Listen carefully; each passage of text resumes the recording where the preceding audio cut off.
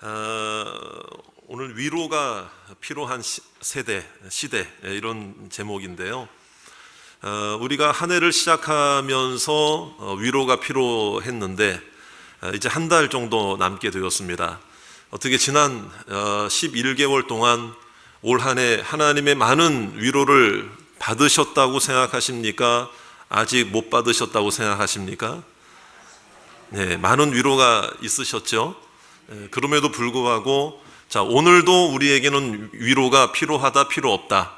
필요하다는 거예요. 오늘도 우리에게는 위로가 여전히 필요하다. 위로가 뭘까요, 여러분? 단순히 말 한마디 건네고 위안되는 말 한마디 건네는 것이 위로일까? 아니면 또 다른 어떤 의미가 있을까? 오늘 말씀에도 보면 이사야 선지자가 활동하던 그 시대에는 정말 위로가 필요했던 시대였습니다. 왜 그런가 하면 그들이 마음이 상해 있는 상태였고 슬퍼하는 상태였고 상처를 입은 상태였어요. 그래서 위로가 필요하다. 근데 이제 그 자체로만 본다면 저도 납득이 됩니다. 하지만 그 당시의 시대적인 상황을 본다 그러면 조금 의아한 부분이 있어요. 왜냐하면 이사야 선지자가 활동하던 시대에 이스라엘 백성들, 북쪽 이스라엘 백성이나 남쪽 유대 나라나 한결같이 하나님의 말씀을 등지고 내 마음대로 살려고 했던 시대였고, 또 죄악에 몸을 담았고 또 우상 숭배를 일삼았던 그들의 죄악된 모습 때문에 사실은 이제 책망을 당하고 또 주변 강대국으로부터 상처와 고난을 받았거든요. 그래서 마음이 상한 거거든요. 근데 이제 오늘 말씀해 보니까 하나님이 위로하신다는 거예요. 위로하신다. 근데 저의 생각 같아서는 솔직히 제 생각입니다. 제 생각 같아서는 지금 위로할 때가 아니라 오히려 더 강한 책망을 하셔도 모자랄 상황이에요. 혼쭐을 내셔야 되고 더 그냥 좀 강하게 좀 책망하셔서 좀 정신을 좀 바짝 차리도록 하셔야 되는데 왜 위로한다라는 말씀을 하실까? 왜 하나님 마음이 약해지기라도 하신 건가? 이런 생각도 들어요. 그리고 오늘 이것은 이제 역사적으로 722년에 북쪽 이스라엘 나라가 망하고 그 다음에 586년에 BC 586년이죠. 바벨론으로부터 이제 남쪽 유다 나라까지 망하게 됩니다. 그런데 그 이후의 역사까지도 미리 예언하시면서 그러나 포로로 잡혀갔던 그들에게 나는 위로해서 그들을 회복시키겠다. 이것은 이스라엘 백성들만 말씀하는 것이 아니고 이제 이스라엘 전체 혈통적인 이스라엘만이 아니라 믿음 안에 구원받는 백성들에 대한 회복의 은혜를 말하기도 하는 거죠. 그러나 이런저런 걸 떠나서 생각해 볼 때 이 부분만 가지고 볼 때에는 그 당시 이스라엘 민족의 상황만 두고 볼 때에는 사실 참 위로라는 말이 어울리질 않아요. 오히려 강한 책망을 하셔도 모자르지 않다는 거예요. 그리고 더 심하게 말씀드리면 하나님이 전능하신 하나님이신데 꼭 이스라엘 백성들이어야만 할까? 왜 다른 민족을 충분히 세우실 수도 있고 이스라엘을 완전히 그냥 버리셔서 멸망시키셔도 되는데 왜 이스라엘 백성들을 향해서 또 위로하신다.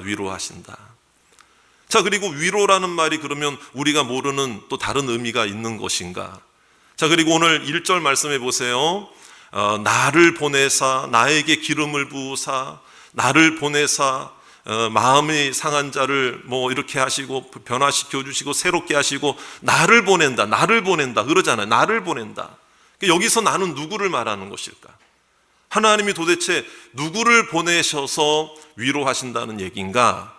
이걸 우리가 좀 살펴보기를 원해요. 먼저 우리가 생각해 볼 것은 1절에 등장하는 나는 누구인가? 나를 보내신다고 할 때 그 나는 누구를 가리키는가? 그가 누구인가? 여러분, 결론부터 말씀드리면 여기서 나는 예수 그리스도이심을 믿으시기 바랍니다. 예수님이세요. 그러니까 그 당시에 이스라엘 백성들만 위해서 예수님을 보내시는 것이 아니고 이스라엘의 계보를 통하여 예수 그리스도가 오게 하심으로 이스라엘 민족이 혈통적인 이스라엘 민족이 맞든 아니든 간에 예수님을 믿는 구주로 영접한 하나님의 자녀들을 통해 하나님의 나라의 회복을 허락해 주실 줄 믿습니다. 이게 하나님의 나라예요. 이게 하나님의 구원이에요. 그러니까 오늘 예수 그리스도가 이 땅에 오신다는 것을 이미 이사야 시대에서부터 예언을 하시고 말씀하신 거예요. 여러분, 성탄절이 다가오죠. 예수님이 성육신에서 이 땅에 오신 것은 우리를 위해 구원자로 오신 줄로 믿으시기 바랍니다. 그러면 여러분, 위로한다는 것과 구원하는 것과 무슨 관련이 있을까요? 성경적인 근거가 있어요. 여기서 말하는 위로는 구원을 의미하는 것입니다. 그러니까 단순히 말 한마디 위안 삼아 던지고 건네는 말로 건네고 일시적으로 말해주는 그 위로의 말 한마디가 아니고 실질적인 구원을 말하고 변화를 말하고 바꾸어 주시는 것을 말하는 거예요. 그러니까 예수 그리스도께서는 이 땅에 오실 때에 우리의 죄악된 삶을 여러분 단순히 말 한마디 위로해 주시기 위해 오신 것이 아니고 완전히 바꾸어 주시기 위해 오신 줄 믿습니다. 이게 구원자 예수님이세요. 그래서 위로가 구원의 의미가 있다라는 것이 성경적인 근거가 있는 거가 어디냐면요, 누가복음 16장에 보시면 부자와 거지 나사로가 이제 죽어서 부자는 지옥불에 던져지고 거지 나사로는 천국으로 가게 되는 이야기를 비유적으로 예수님이 말씀을 하십니다. 그때 말씀하실 때 뭐라고 말씀하시는가 하면 거지 나사로를 이야기를 언급을 하시면서 그는 이 땅에서 고난을 받았다는 거예요. 고난을 받았는데 이제 그는 여기서 위로를 받느니라. 할렐루야. 여기서 위로를 받는다 그랬잖아요. 그럼 예수님이 말씀하신 그는 여기서 위로를 받는다 할 때 여기서가 어디입니까? 바로 천국을 의미하는 거잖아요. 구원의 완성이 이루어지는. 그러니까 여러분, 오늘 예수님의 위로는 단순히 위안 삼아 던지는, 위안 삼아 주시는 말씀 한마디가 아니고 우리의 삶을 죄악의 삶에서 구원의 삶으로, 지옥의 모습에서 천국의 모습으로 우리를 완전히 바꾸어 주시고 새롭게 하시는 진정한 위로자가 우리 그리스도이심을 믿으시기 바랍니다. 그래서 우리를 바꾸러 오셨다는 거예요. 우리를 바꾸러 오셨다. 그래서 오늘 이 말씀을 통해 우리가 변화되어져야 돼요. 내 마음이 달라져야 돼요. 마음이 상한 분들이 있다면 오늘 새 힘을 얻으시기를 주의 이름으로 축원합니다. 그래서 우리도 여기서 살게 되잖아요. 여기서 나사로처럼 여기서 그런 것처럼 우리도 언젠가는 천국에 가게 될 줄로 믿으십니까? 이런 질문을 할 때는 정말 힘과 열정을 다해 대답을 하셔야 돼요. 우리가 천국 갈 백성임을 믿으십니까? 자, 옆에 있는 사람도 천국 갈 것처럼 보이십니까? 한 세 분이 아멘을 안 하신 것 같아요. 아까는 아멘을 하셨는데 지금 요 뼈는 싸우셨나? 어떻게? 자, 아니에요. 우리는 예수님 안에 거하는 것, 그 이유한 예수님의 이름을 믿는 믿음으로 천국에 가게 될 걸로 믿으시기 바라고. 이미 우리를 바꾸어 주셨어요. 그러니까 이런 부분이 이제 위로에 또 다른 의미가 있다라는 것을 생각해 보셔야 돼요. 그럼 하나님은 예수 그리스도를 보내셔서 우리의 무엇을 바꾸기를 원하셨는가? 그걸 이제 우리가 알아야 되겠죠, 여러분. 그래서 우리는 천국 갈 것이 확신이 되는 사람들이에요. 그러니까 우리를 구원하신 목적은 예수님을 영접하자마자 천국 가는 게 아니에요.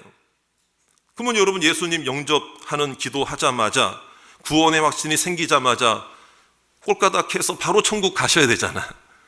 근데 천국 가기 전까지 우리가 여러분 70, 80, 90, 100살까지 그 이상까지 우리가 이 땅에서 살아가잖아요. 그럼 이 땅에서 사는 거는 천국과 무관한 삶입니까? 그렇지 않다는 거예요. 여러분, 천국 갈 것이 확실하시다면 이 땅에 사는 날 동안에는 천국을 연습하며 사시길 바랍니다. 연습하며 사시기 바랍니다. 천국을. 근데 천국 갈 사람들이 천국 갈 연습을 안 하고 이 땅에서 내 맘대로 살고 지옥 연습을 하다가 여러분 천국 가면 그건 부끄러운 구원이에요. 그냥 우리가 구원에 확신이 있다고 할 때는 우리의 말도 생각도 행동도 천국에서 내가 여기 천국이다라는 생각을 가지고 우리가 연습하는 시간이 바로 우리가 오늘 살아가는 날이 되는 줄로 믿습니다. 여러분들의 가정도 천국의 연습 장소가 되시기 바랍니다. 우리 교회도 천국 연습장이 되시기를 바랍니다. 노래 연습장만 가지 마시고 좀 천국 연습장 좀. 천국 연습장. 이게 너무 좋은 표현인 것 같아요. 천국 연습. 우리가 천국 연습. 그래서 오늘 바꿔줘야 된다. 안 바꾸면 안 된다. 그래서 무엇으로 바꾸시는가? 오늘 3절에 다 나와 있어요. 3절에 다 나와 있어요. 이게 다른 말씀 있어도 3절 말씀은 꼭 우리가 좀 아셔야 돼요. 우리 3절 말씀 다 같이 한번 읽어봅니다. 시작. 무릇 시온에서 슬퍼하는 자에게 화관을 주어 그 죄를 대신하며 기쁨의 기름으로 그 슬픔을 대신하며 찬송의 옷으로 그 근심을 대신하시고 그들이 의의 나무 곧 여호와께서 심으신 그 영광을 나타낼 자라 일컬음을 받게 하시러 하심이라. 할렐루야. 여기서 의의 나무라고 하는 것은 종종 이스라엘 백성들 또는 하나님의 백성들을 가리킬 때 나무로 표현할 때가 많아요. 의의 나무라고 하는 것은 구원받는 백성이다. 이렇게 쉽게 생각을 하시면 돼요. 여러분들이 다 의의 나무인 줄로 믿으시기 바랍니다. 그러면 이제 뭘 바꿔주시느냐? 먼저 하나는 제 대신 화관을 주신다. 제가 뭐예요? 뭐가 불타버렸어요. 그래서 남은 흔적을 가리켜서 우리는 뭐라고 그럽니까? 죄라고 그래요. 그럼 죄가 상징하는 건 뭐냐면 다 불타버렸으니 없어진 거예요. 가능성이 없는 거예요. 그러면 여러분 가능성이 없다라는 건 뭐냐면 죽음을 상징하는 거예요. 죄라고 하는 거는 여기서 죽음을 상징하는 거예요. 그러니까 이스라엘 백성들이 육신의 호흡은 하고 있지만 영적으로는 지금 죽음 상태나 똑같다 이 말이에요. 그런데 이 죽음의 상태는 뭡니까? 죽은 사람은 움직인다, 안 움직인다? 움직이지 않죠. 움직이지 못하죠. 근데 영적으로 움직이지 못하는 상태, 무기력한 상태. 이게 바로 죄. 그런데 여러분 이 죄의 상태를 주님 그리스도께서 오셔서 나를 보내사 그랬잖아요. 그리스도께서 오셔서 죄 대신 뭘로 바꾸신다? 화관은 뭐예요? 쉽게 말씀드릴게요. 화환이에요. 화환, 축하, 꽃, 화관. 그래서 의의 면류관, 꽃, 화려한 꽃으로. 그러니까 여러분 이것은 조화가 아니죠. 이거는 살아있는 죽은 자에게 주는 화관이 아니에요. 살아있는 자에게, 살아난 자에게, 회복된 자에게. 여러분 하나님께서 우리를 죽은 자로 보지 아니하시고 살아있는 자로 여기신다. 할렐루야.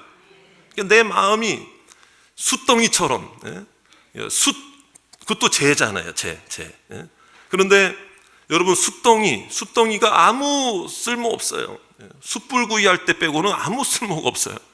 근데 여기서 말하는 숯, 우리가 부정적인 의미로 뭐라 그럽니까? 내 마음이 그냥 썩어 문드러져서 내 마음이 숯덩이 같아. 그런 표현 할 때가 있을까요? 없을까요? 그런 표현 할 때가 있잖아요. 그런데 이게 바로 죄의 상태라 이 말이에요. 내 마음이 썩어 문드러지고 힘든 거예요. 힘들어서 그냥 울부짖는 상태, 뒤집어 쓰고 죄를 막 뒤집어 쓰고 울부짖는 상태니까 이거는 뭐 끝난 거죠. 그런데 오늘 소망의 말씀을 하시는 것은 죄 대신 화관을 허락해 주신다.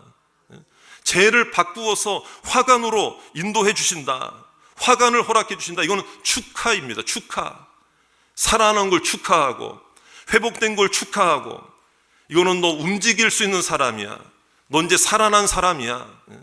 여러분 그 선포와 명령을 우리 각자에게 주님께서 하시는 줄로 믿습니다. 그래서 우리는 웃을 수 있는 사람이 되고 감사의 사람이 되고 이제는 일어날 수 있는 사람이 되고 움직일 수 있는 사람이 된 줄로 믿습니다. 여러분, 이번 한 주간에도 움직이시기 바랍니다. 열심을 내시기 바랍니다. 하나님 바라보시길 바랍니다. 화관을 쓰고 움직이시기를 주의 이름으로 축원합니다. 그래서 오늘 제 대신, 다시 한번 따라합시다. 다시 한번 제 대신 화관을. 자, 그 다음에요, 뭐라고 말씀하십니까? 슬픔을 바꾸어서 기쁨의 기름으로 허락하신다. 슬픔 대신 기쁨. 여러분, 대신이라는 말도 중요해요. 오늘 제 대신 화관을 슬픔 대신 기쁨의 기름으로, 이건 뭐냐면 우리의 죄를, 근심을, 슬픔을 대신해서 기쁨으로 바꾸어 주실 분은 그리스도밖에 없다, 이거예요. 그리스도가 내 죄를 대신해서 십자가에 죽으셨고 나를 대신하여 고통을 받으신 것을 인정하십니까? 그걸 말씀하잖아요. 예수 그리스도밖에 없다는 거죠. 그래서 슬픔이라고 하는 것은 바꾸어지지 않는 상황이에요. 그러니까 해도 이런 거 있잖아요. 해도 안 될 때가 있잖아요. 해도 안 되고, 여기서 바꾸어지지 않는 사랑으로 인해 내 마음속에 이제는 아무런 생각도 들지가 않는 거예요. 이제는 여기가 끝인가 보다. 나 이제 포기할래. 이런 거예요. 그러니까 이 사람에게는 내일이 없어요. 소망이 없어요. 그런데 오늘 하나님 말씀이 뭐예요? 그 슬픔 대신 그리스도는 기쁨의 기름으로 인도해 주신다. 기쁨의 기름을 부어 주신다. 여기서 기름이 중요한 것인데, 기름은 그 당시에 왕이나 제사장을 세울 때 붓는 기름이에요. 감람류, 그것도 아주 특상급, 한우 등급으로 말하면 2+가 아니라 3+, 몇 플러스, 하여튼 가장 좋은 기름을 감람류, 올리브유예요. 올리브유. 그거를 다 붓는단 말이에요. 흘러 넘치는 거죠. 그럼 이게 무슨 말인가 하면은 인정한다는 거잖아요. 왕으로, 제사장으로 내가 너를 기름 부어 세웠다. 하나님이 인정하시는 거예요. 근심이라고 하는 것이요, 사람을 답답하게 만들고, 여러분 바꾸어지지 않는 상황 때문에 어렵게 만들 때에, 여러분 슬픔은 눈물과 직결이 되잖아요. 한없이 슬퍼서 울어본 적이 여러분들 많으실 거예요. 이게 이해할 수 없는 상황 때문에 우는 거거든요. 힘들어서 우는 거거든요. 근데 이제 한국말에는 여러 가지 표현이 있어요. 같은 슬픔이라도, 눈물이라도 여러분 서럽다라는 표현 아시죠? 어떤 분은 막 서러워서 울어. 저도 종종 장례식장에서 말씀을 전할 때에 때로는 정말 힘겹고 답답하고 또 근심이 되고 해결이 안 되는 마음, 먹먹한 마음이 있는 분들이 그냥 찬송가만 시작을 해도 그냥 그 위로 예배 시간에 막 펑펑 울어요. 그럼 저는 그런 분들, 이렇게 우시는 분들 뵐 때마다 종종 그런 얘기를 해요. 실컷 우시라고 그래요. 우세요. 근데 어떤 목사님들은 그렇게도 얘기하시는 분들이 계신다고 그래요.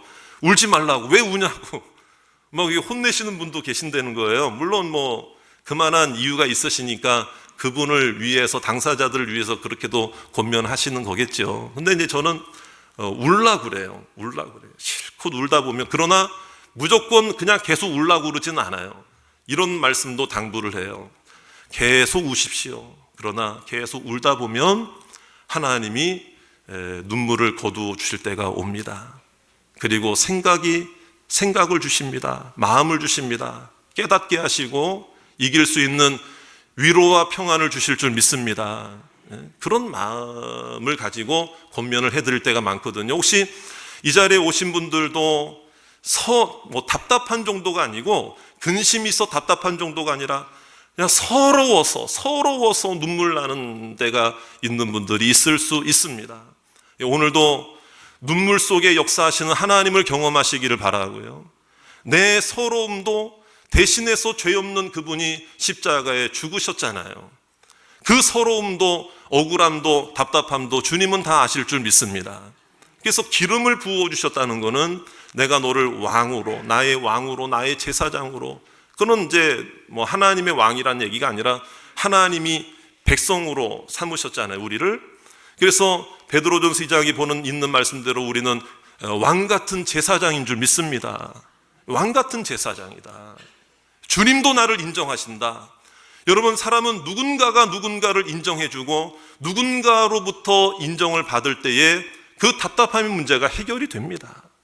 그러니까 부모 자녀 간에도, 가족들끼리도, 남편과 아내 간에도, 여러분, 우리가 진정한 위로는 뭐냐면요, 막 서로 집착해가지고 너 나 사랑 안 해주면 안 돼, 막 요구사항만 막 제시하고 요청하고 이래야 돼 저래야 돼, 너 예전 같지가 않아졌네, 뭐 처음 결혼할 때는 막 그냥 그러더니 뭐 봐라, 뭐 3년 지나니까 남편이 뭐 우습게 보이냐, 뭐 이러고 막 아내가 그러면서 막 그냥 서로 그러니까 사랑은 집착하는 게 아니라, 저도 깨닫게 된 게 이해하고 기다려주는 거더라고요. 인정해 주는 거죠. 그러니까 사랑에는 또 다른 말이 있어요. 사랑에는 또 다른 사랑의 표현이 있는 건데, 아내 되시는 분들은 남편을 향해서 이제 세워주는 거예요. 인정해주고 세워주고, 이게 또 다른 사랑의 말이고, 그 다음에 남편 되시는 분들은 아내를 향해서는 또 다른 사랑의 언어가 배려해주고 이해해주는 거죠. 막 구박하고 타박하는 게 아니라, 여러분, 그런 마음들입니다. 이게 집착한다고 되는 게 아니에요. 여러분, 그리스도는 언제나 어느 때나 우리를 향해서 과하게 집착하신 분이 아니세요. 너 이거 죄 문제 어떡할래? 네가 어떻게 해결해라.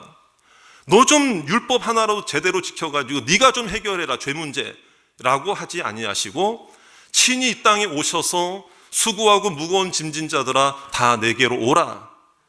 이것이 예수 그리스도의 사랑의 방법인 줄로 믿습니다. 그러니까 그 과정 속에 회개도 있고 죄의 청산도 있고 죄에 대해서 아파하고, 여러분, 쓰라려 하는 마음도 있지만, 결국에는 주님 이 땅에 오신 것은 우리를 멸하시기 위해 오신 것이 아니고 위로하시기 위해 오셨습니다. 구원하시러 오셨습니다. 내 대신 십자가에 죽으시기 위해 오신 줄로 믿습니다. 그래서 우리가 하나님으로부터 인정받는 사람이 된다고 그럴 때는 어디 가도 자신감 있는 거예요. 어디 가도 자신감 있는 거예요. 그러니까 뭘 얼마나 잘해서 우리가 인정받고, 여러분, 그래서 하나님의 위로를 방해하는 거가 몇 가지가 있는데요, 그 중에 한 가지가 뭔 줄 아세요? 내가 완벽하게 해야 위로받을 수 있는 자격이 생기는 거지 하면서 자꾸만 나를 완벽하게 만들려고 그래요. 완벽하지도 않으면서. 그러니까 좌절하고 집착하게 되고, 그 다음에 내가 나를 용납하지 않게 되는 거예요. 그러니까 우리가 뭘 해서 잘해서 용서를 받고, 뭘 잘해서 용납을 받고, 뭘 잘해서 위로를 받는 게 아니라, 여러분, 내 모습 이대로를 보시면서 하늘의 위로를 우리에게 주실 줄로 믿습니다. 그래서 하나님은 한 번도 우리를 닥달하시거나 다그친 분이 아니세요.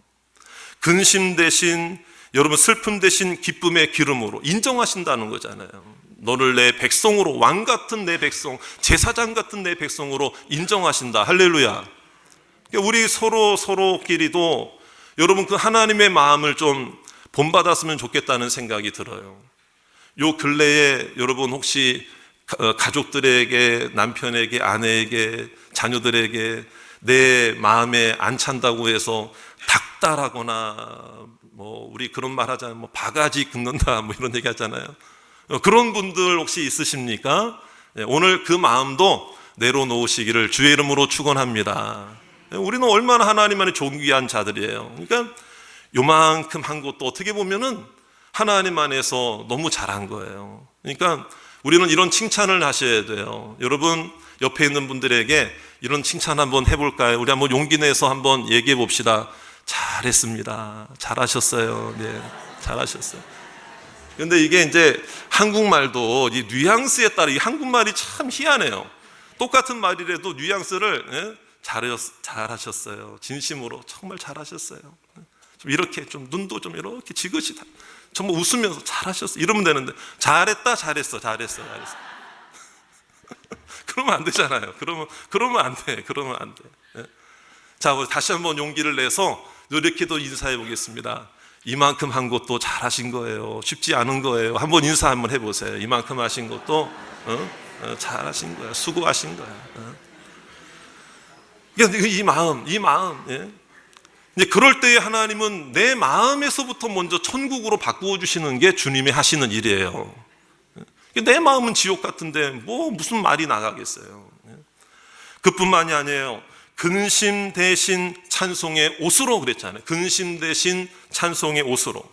근심은 말이 없어진 상태를 말합니다. 할 말도 없고 들을 말도 없고 만날 만한 사람도 없고 사람 만나는 것도 귀찮고 먹는 것도 귀찮고 잠자는 것도 귀찮고 잠도 안 와. 이럴 때는 걱정이 막 그냥 있습니다.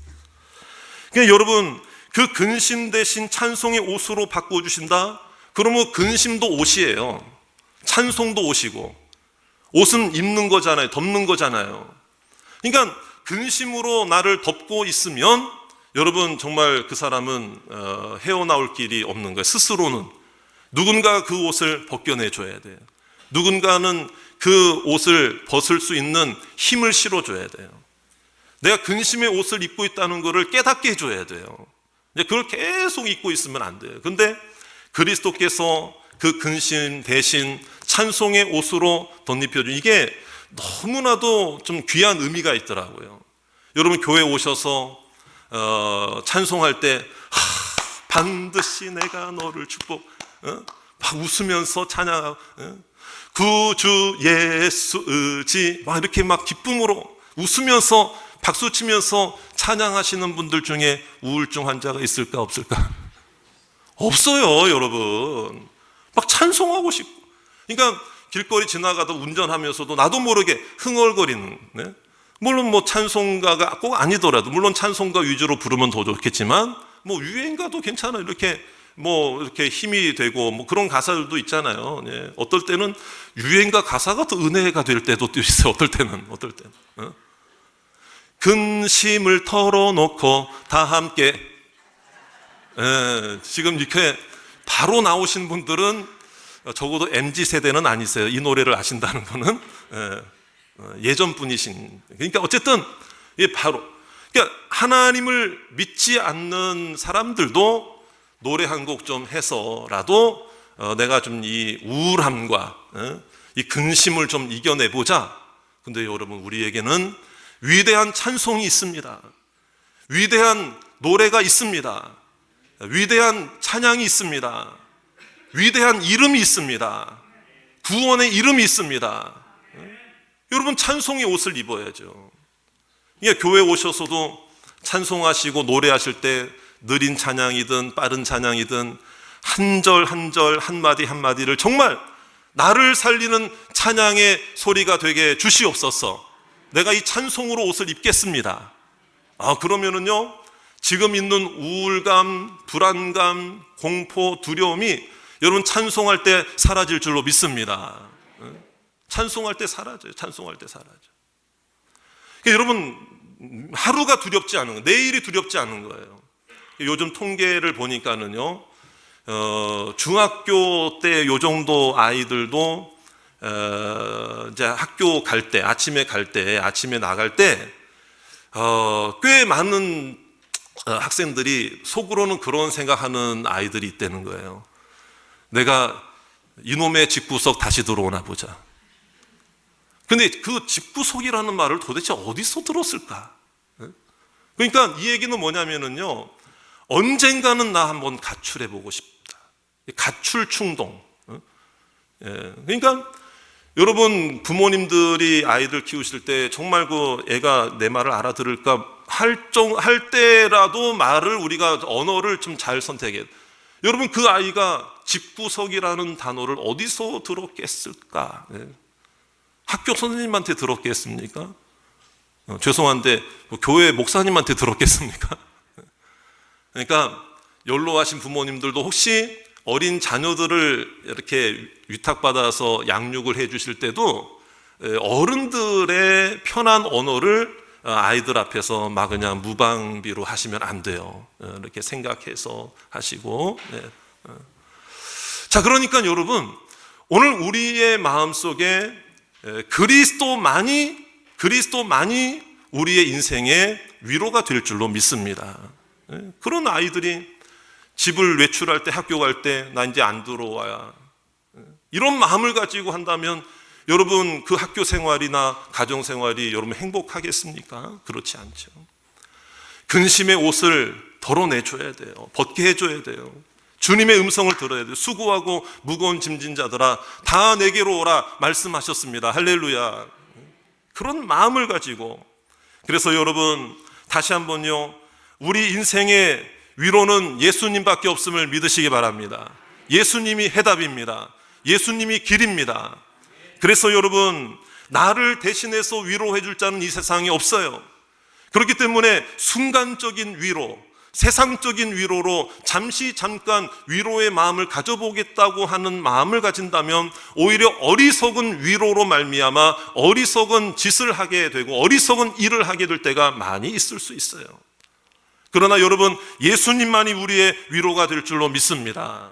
그래서 제가 먼저 선창을 할 때에 마지막은 여러분 예수님입니다, 이렇게 한번 얘기하시면 돼요. 예를 들어서 나 대신 십자가를 지신 예수님 하시면 돼요. 예수님 하시면 돼요. 연습해 볼까요? 나 대신 십자가를 지신 예수님, 나 대신 슬픔을 당하신 예수님, 나 대신 고난을 당하신 예수님. 믿습니까? 저 오늘 예수님 생각하면서 근심의 옷, 슬픔의 옷을 좀 벗어내자 이 말이에요. 내 마음이 천국이 되시기를 주의 이름으로 축원합니다. 주님의 위로가 우리 가운데 가득하기를 원합니다. 내일부터 오히려 기쁨으로 시작하게 되는 하루가 될 줄 믿습니다. 한 주간이 될 줄 믿습니다. 연말이 될 줄 믿습니다. 새해가 될 줄 믿습니다. 그런 가정이 되시고 교회가 되기를 주의 이름으로 축원합니다.